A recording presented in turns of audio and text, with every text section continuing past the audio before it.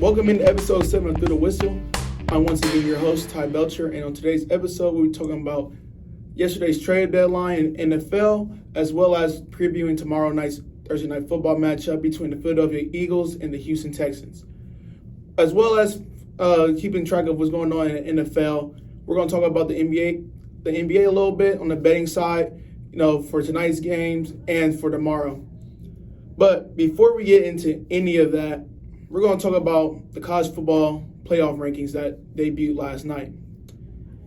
And I know we talked a little bit about it on Monday, about what I thought was going to happen, but there are some positive and negative things that came from last night's rankings from the playoff committee. So before I get into what I think it should be, or where I think they went wrong, we're going to just run through the list of the top 10. So number 1, the Tennessee Volunteers, which is well-deserving, are at number 1. Ohio State's still at number 2. Georgia's number 3. Clemson's at 4. Michigan's at 5. Alabama's at 6. TCU's at 7. Oregon's at 8. Number 9 is USC. And to wrap up the top 10, LSU's at number 10.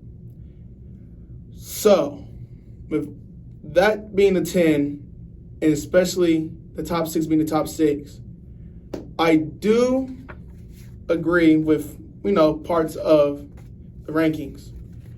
I think that the top three is I don't think anybody can have any discrepancies against it. But when it comes to number 4 and 5 is kind of a toss-up between Clemson and Michigan, where I think that Michigan has, some arguments to being the number 4 team in the nation. I don't really think that is a stronger case than Clemson being number 4. And I think Clemson should be number 4 because they have 3 wins over top 25 teams who are currently ranked in the top 25. Even though Syracuse just got their what's handed to them in the dome that's in New York and Syracuse. So even though I don't think Syracuse should be a top 25 team anymore, they still are. So you still got to give Clemson credit for that. So with Clemson having beat 3 top 25 teams, I don't think that you can have Michigan above them, especially with Michigan only having 1 top 25 win at the moment, which is Penn State, a Penn State team who is at number 15, who only dropped 2 spots from last week's AP poll. But we all know the AP poll and the college football playoff rankings are completely different things, separate entities. So the Penn State only dropping 2 spots after their close loss to Ohio State. Well, on the field close loss, but on the scoreboard blowout against Ohio State. Only dropping 2 spots. I know Penn State's probably so happy about that, better than dropping out the top 25 completely. But like I was saying, Clemson being number 4, I don't really see any problem with that. They still do have a chance. Michigan, I feel like, in my own opinion, in my own estimation, still controls their own destiny to being the number 2 team in the nation. I don't think they control their own destiny when it comes to becoming the number 1 team. I believe that if either Tennessee or Georgia run the table, I feel like everybody in the United States who watch college football knows that the team who wins the SEC East and inevitably probably will win the SEC will be the number 1 team. So after the 4 and 5 spot, that's when poop hits the fan, to say the least. I do not understand how the College Football Playoff Committee just chooses to put Alabama at number 6. It doesn't make sense to me. If they haven't really shown anything that's really viable, anything that's oh yeah, they need to be right there. They need to be top 6, on the fringe of the college football playoff if it were to start this week. I don't think Alabama has done anything to warrant that type of respect of going based off this season. Because college football is one of those things where, very much so like college basketball, it's a one-year entity sort of thing. I feel like it needs to be looked at under those type of circumstances, that type of lens. So if we're only going based off this year, Alabama doesn't look like a top 5 team. Only positive thing they've done is beat Texas. That's the only top 25 win that Alabama has currently. So with Alabama only having a top 25 win against Texas, which was, I know was on the road, but everybody who watched that game, I feel like understands that if Quinn Ewers plays that whole game, Alabama loses. But sadly, we're not in. This is not. The CFP committee doesn't play in the what if scenarios, even though towards the end, at probably the last 1 or 2 rankings, they will be going based off what if scenarios. But as of right now, they shouldn't be using that type of metric to make any decisions. So if it was up to me, my top 6 would have been Tennessee, Ohio State, Georgia, Clemson, Michigan. Then number 6 be TCU.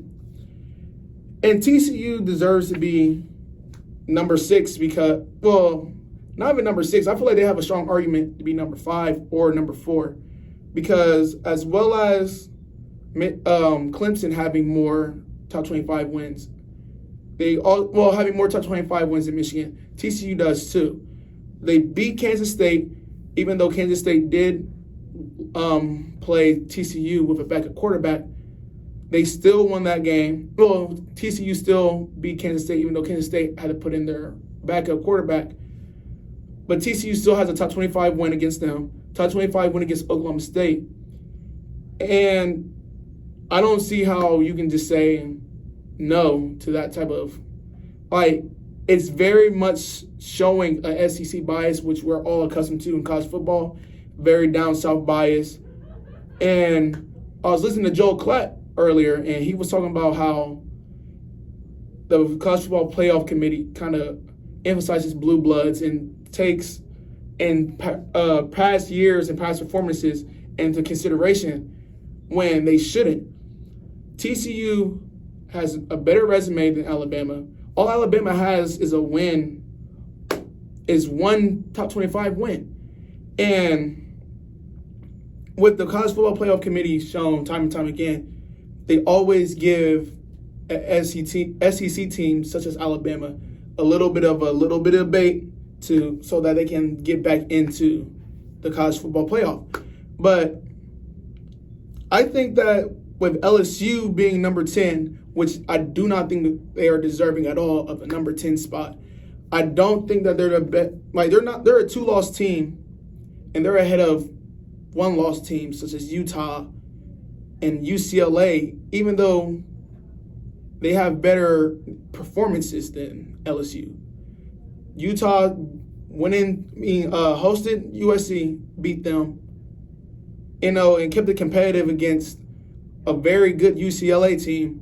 And then UCLA only lost to a very good Oregon team who even the committee thinks is good because they have Oregon at number 8. So I don't understand what the committee's logic is. It makes no sense. It's like, me personally, I'm only one person, but I think they only use LSU put LSU at number 10 because it was bolster Alabama's, resume. It would be like, Alabama, they'd be the number 10 team in the nation. Watch out. So when the loser of Tennessee and Georgia happens after this upcoming Saturday, it will be Alabama has a top 10 win, move them up.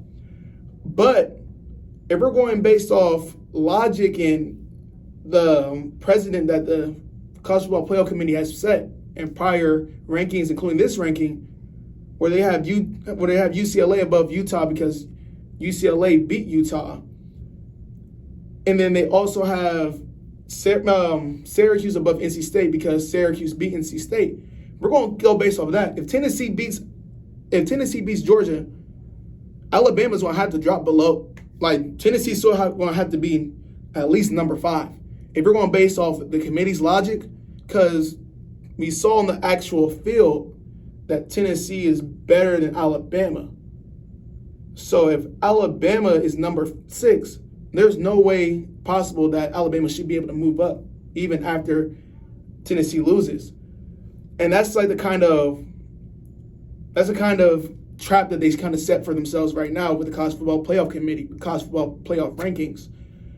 You kind of set yourself in a trap where you can't move Alabama up if Tennessee loses, and if we're going to be honest, you will have to drop Alabama even after they beat a top 10 team, because either you put Tennessee above them and keep them in the top 5, keep Tennessee in the top 5, which will create an even slippery slope because Tennessee wouldn't be playing for a conference championship game, but I'm 99% sure that Tennessee will win out after the Georgia game.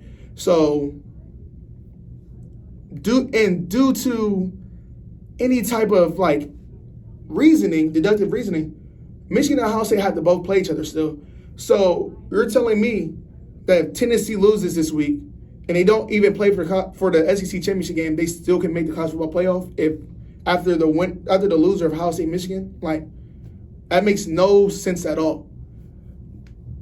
But at the end of the day, we all understand that the college football playoff rankings is always going to be skewed a little bit more towards SEC and down south.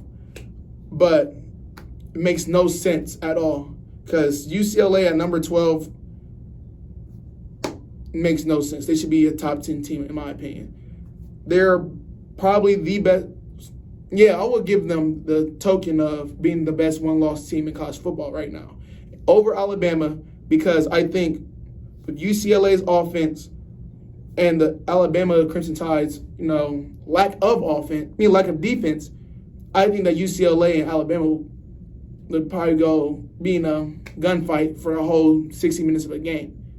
But who am I? I'm not on the committee. So hopefully with the expansion coming in a couple years, this will all change, and this kind of narrative of teams having biased looks towards them will hopefully eventually be phased out. But as of right now, it's the harsh reality that we're in. But aside from Alabama, let's get back to LSU, who Alabama plays this Saturday. LSU's going to play Alabama. If Alabama loses LSU will have to jump more than likely Oregon and USC, and possibly the loser of Georgia and Tennessee, which would make no sense to me, but story for a different day. I don't think LSU is the best two-loss team because I think Kansas State is. Kansas State just hosted Oklahoma State this past weekend. If you watched Monday's episode, you'll know that Kansas State literally took Oklahoma State, took them to the shed, and just beat the crap out of them like the Joker did Robin. Like, it was bad. 48-0, Oklahoma State went out there, looked baffled the whole game, couldn't move the ball. And that's what Kansas State having a backup quarterback. So Kansas State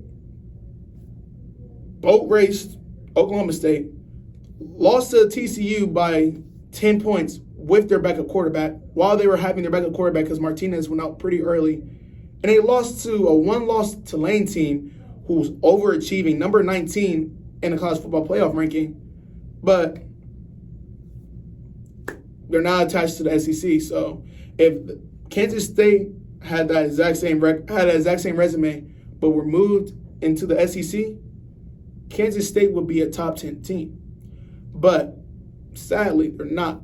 They're not an SEC team, and they're not a top 10 team, sadly, even though their play has shown that they are deserving of at least being a top 12 team. Top 11, top 10, top 13 team. But another one-loss team that's out there is in the Big Ten. And no, I'm talking about Michigan State, not Nebraska, not Wisconsin, not Minnesota, but a very surprising team in Illinois. Illinois is at number 16 with only one loss, with games ahead of them that, will probably, I would say personally, they do control their own destiny, because if a team beats Michigan and then beats Ohio State in the conference championship, does that team not deserve to be in the playoffs? Like, it wouldn't make any sense to leave that team out of the playoffs, especially when the one loss was in the first 3 weeks of the season. So if you beat two teams that are in the top 5, why wouldn't you be deserving of being in the playoffs? But the whole Illinois thing will play itself out. we'll get to, I want to say they play Michigan the second to last game of the season. So we'll cross that bridge when it gets there. But college football playoff committee still shows the down south bias. Don't think it'll ever change. I just have nothing to say. I have no words for how they're going to try to dig themselves out of the hole that they essentially dug for themselves. But that's enough about college football right now. We're going to go to hit a little short break. We're going to talk about yesterday's trade deadline, as well as talking about how the Eagles are going to absolutely trounce the Houston Texans on Thursday. Y'all stay tuned, and we'll be right back after break.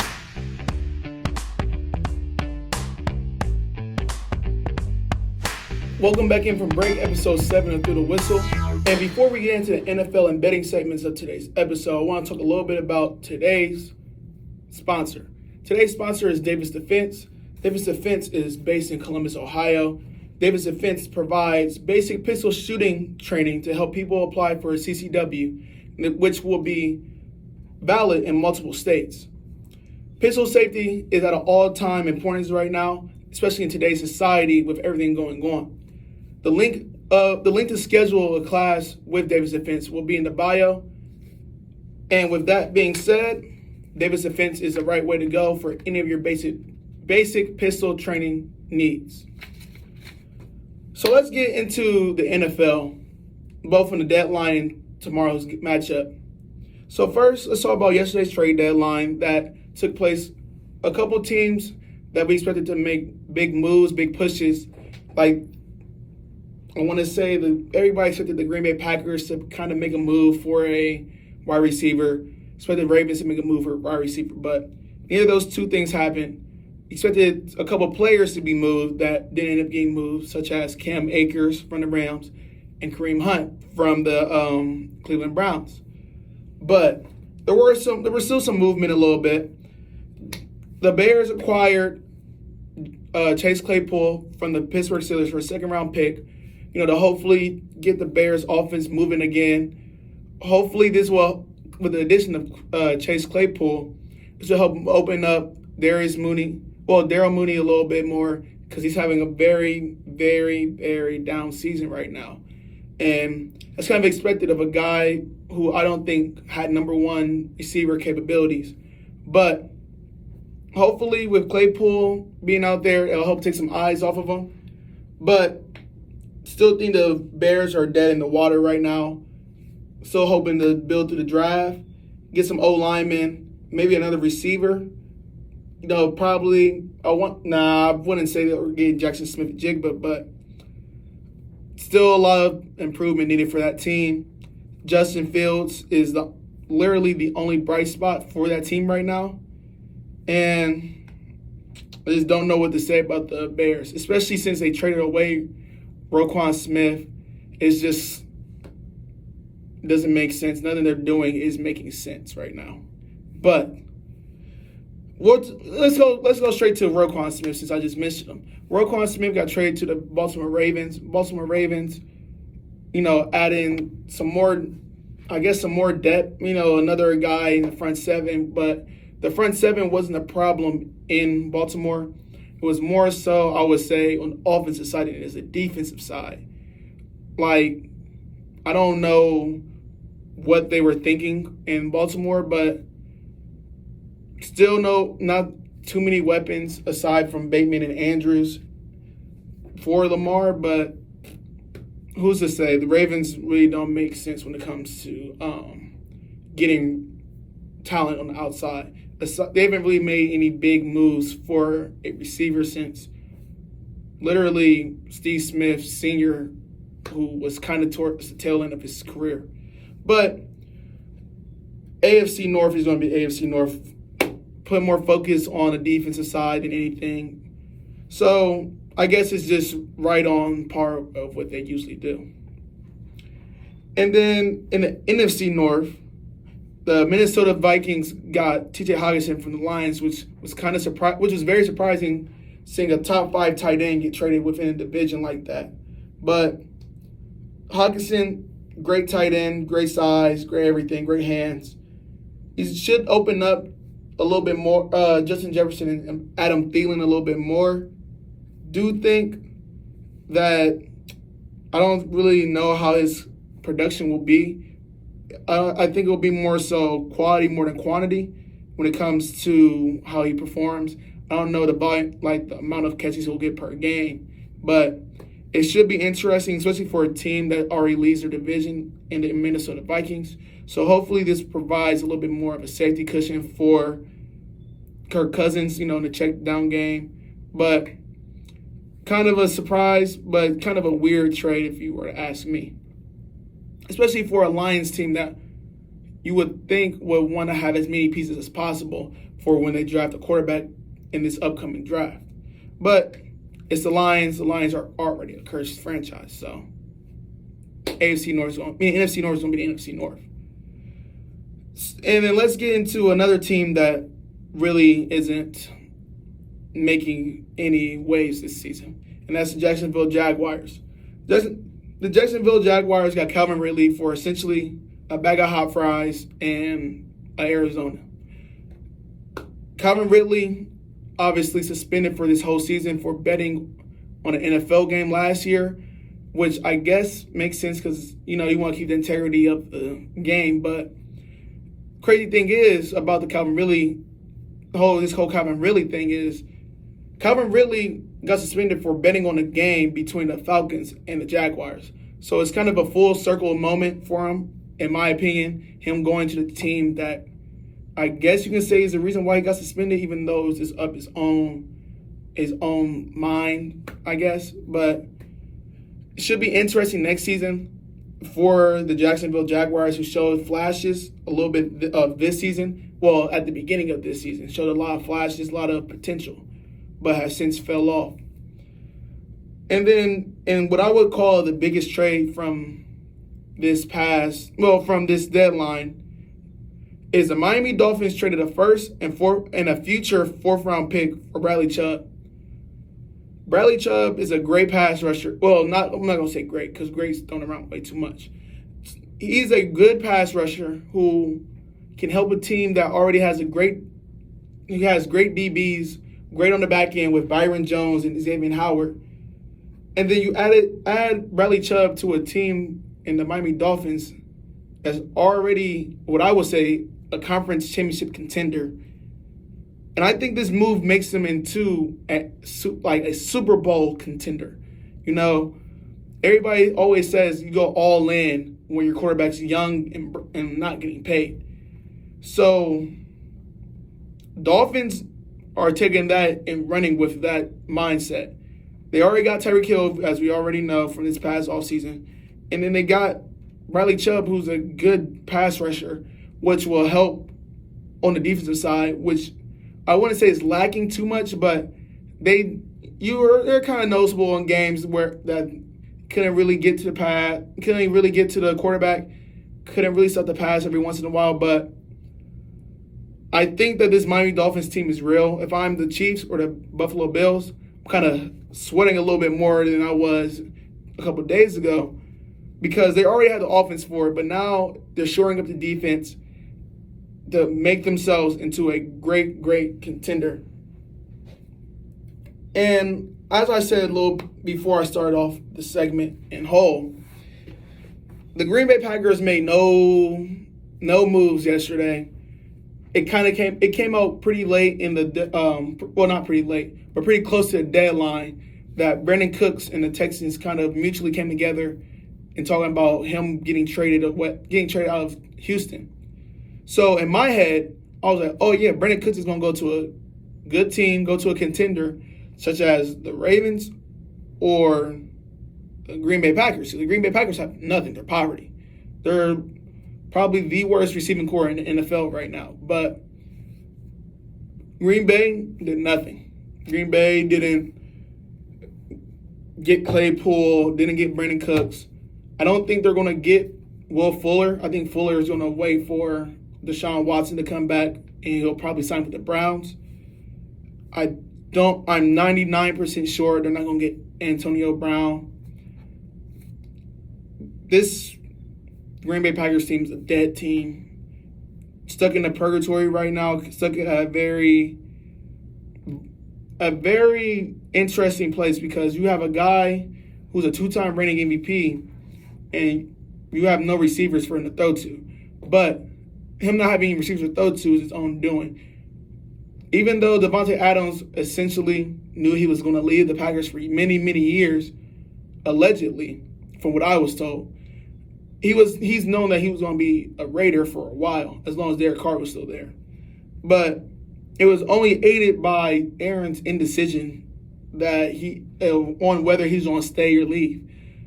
So now the Packers are down to Allen Lazard being their best wide receiver, which Allen Lazard is probably a number 2 or number 3 on probably about all but 9 different teams in the NFL.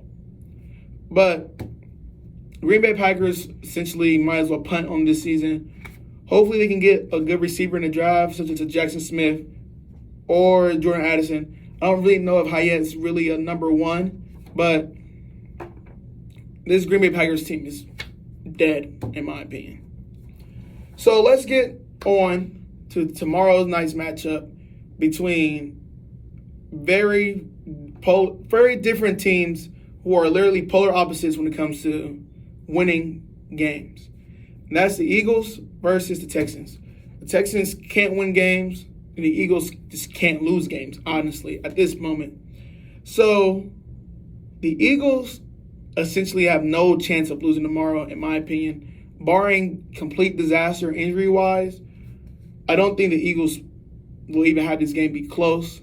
I know I said on Monday's episode that I don't think that the Browns can kind of win against the Bengals, but they literally had all the tools in place to beat the Bengals. They had a great pass rusher and Myles Garrett. And like I said, came to be. Myles Garrett went out there, wrecked the game, made Joe Burrow speed up his clock more than he wanted to, got sacks, got pressure on him, which ultimately won them the game. But tomorrow, the Texans have no chance. They have nothing to try to stop this Eagles team. Like, A.J. Brown's on a roll. Devontae Smith is Devontae Smith. The run game for the Eagles is, if it wasn't for, Derrick Henry and Kyle Shanahan being probably the best designer of run schemes in the NFL, I would probably say the Eagles would be the best rushing team in the NFL. But the Eagles are still a top 5 rush offense in the league. So the Eagles are going probably, the line is at 14.5. Eagles are a 14.5 point favorite. I'm always scared to, bet such lopsided spreads. But if I were to bet a lopsided spread, this would be the game where I bet a lopsided spread.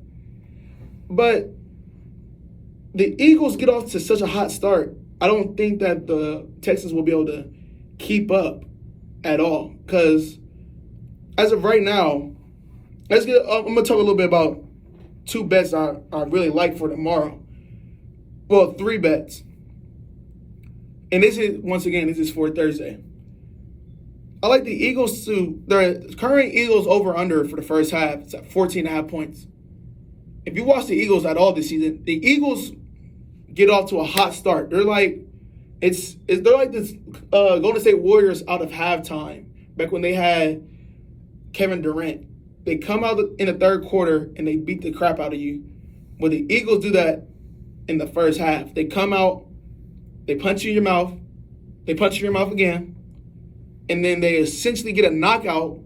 But sometimes the other team stands up wobbly, but we already know who won the fight. And then with that type of rushing offense, you're not going to be able to come back in that game because they're going to dominate time of possession. Their offensive line is better than your defensive line, no matter what team you are, because that offensive line has been the best offensive line, one of the best offensive lines in football for the past probably 3 to 5 years when they're healthy. So the Eagles, back to what I was talking about, the Eagles over 14.5 is, essentially a bet the house on it type of bet. I think the Eagles probably scored 21 points at the least in the first half. So I would bet the house on it. I bet my tuition on it that they go over that. And then I also think Jalen Hurts will get 200-plus yards. But the only shaky thing about that is if they start getting too far ahead, will he keep throwing the ball? Or since it's a short week, will they try to save him a little bit? But I still like the chances of him getting 200 passing yards. It's 200 passing yards, you know? And then I also like, on the NBA side for tomorrow, is Stephen Curry getting 4 threes. Warriors, I know, are 3-5 right now, but they're playing against the Magic. Steph, 4 threes, you know, trying to get the ball rolling again. Should be a lock. So, to summarize, you know, to condense those three, Eagles over 14.5 points in the first half. Jalen Hurts 200-plus yards and a total 200-plus passing yards. And then Steph Curry 4+ threes against the Magic tomorrow night. On Thursday should be an essential lock. So since we're already talking about betting, let's just get completely in. Let's just go ahead and jump head first into the pool. Tonight's games, there's a lot of, you know, NBA matchups. And we're in a very, very interesting, we're in a very bad losing streak right now. I'm not saying it's a bad losing streak because like we're missing parlays every leg. No. We're losing parlays by one leg because one team or one person is just not doing what they should do. They're not holding themselves accountable to our team. And our team is our parlay. Everybody's doing their job but one person. When one person messes up, it's like a marching band. I never was in a marching band, but it's noticeable. If one person messes up, everybody's gonna be like, oh yeah, they messed up. So tonight's the night where we right the shit. We get back on the winning side. We fix this 2-5 record. Wait, 2-5? I want to say we're going to get back on the right side. I don't think we're only 2-3 or 2-4 right now, but we're going to get back on the right side of the wins and losses. And this is how we're going to do it. Now I've been talking about tomorrow's Thursday night parlay that I said. We're talking about Wednesday night parlay. First, I know I said we're going to stay away from him, but he's the GOAT. I can't not believe in the GOAT. And you know, he's playing against a young guy who everybody says, oh, he's the next LeBron and Zion. No, we don't care about no future GOAT status person. No, we don't. No baby GOAT. I don't care about that. LeBron James is going to go out there and give us 25 points and 6 rebounds. I know it. He called me from the I Promise School. He said, Ty, 25 and 6. Lock it in. And the Lakers winning? No, I don't know about that. We're going a little bit too far. But LeBron, 25 and 6 tonight against the Pelicans. Lock it in. Ja Morant, 25-plus points against the Portland Trailblazers, who have no defense and no Damian Lillard. Lock it in. Luka Doncic, a.k.a. the MVP of this season, a Luka masterclass is coming tonight. I'm calling it. I feel it in my bones. I don't think Luka will get pulled early, which makes me feel even more certain about this bet. Luka's going to get 30 points. It's Luka. Luka's a bucket. He's been a walking bucket since he was 16 years old. It's 30 points. He's going to get in, get out, do his time, get us 30 points. And then Paul George and the Los Angeles Clippers. Y'all know how I feel about the Clippers. Paul George is going to give us 25-plus points, as well as the Clippers winning. So low player performance double. I want to say it's at plus 146 against the Houston Rockets. If y'all don't think the Clippers can beat the Houston Rockets, you're insane. And you need to hit me up personally so we can bet on the side, because I know for a fact Clippers are going to win. And then lastly, to wrap up this parlay, we're going to go Jason Tatum scoring 25 points against the Cavs. Yes, I know. Cavs are good. Yes, I understand. I'm not saying the Celtics are going to beat the Cavs. No, I'm not saying that by any means. Not at all. But Jason Tatum's going to give us 25 points. I believe in the man. I believe. Hopefully, he got a haircut today, because he said when he gets a haircut, he's top 5, and 25 points, he's gonna be my top 5, Jason Tatum. So let's run through this real quick before we wrap this whole show up. Bron, 25 plus points. LeBron, 6 plus rebounds. Ja Morant, 25 plus points. Luka, 30 plus points. Jason Tatum, 25 plus points. And then Paul George, 25 plus points, and Clippers winning on a player performance double will put our odds at plus 1,100. Plus 1,100 will get us back on the right side that we want to be on. So, with us securing another bet, another parlay that we're going to win, because I know we're in a slump, but we're still up. We're still in the positive on the money side. We're good. The margin, we still haven't lost more than we've won money. So, with that being said, this all concludes episode 7 of Through the Whistle. I'm Ty Belcher, and make sure you tune in next time. Make sure you like, share, and subscribe to the video. And thank you for your review.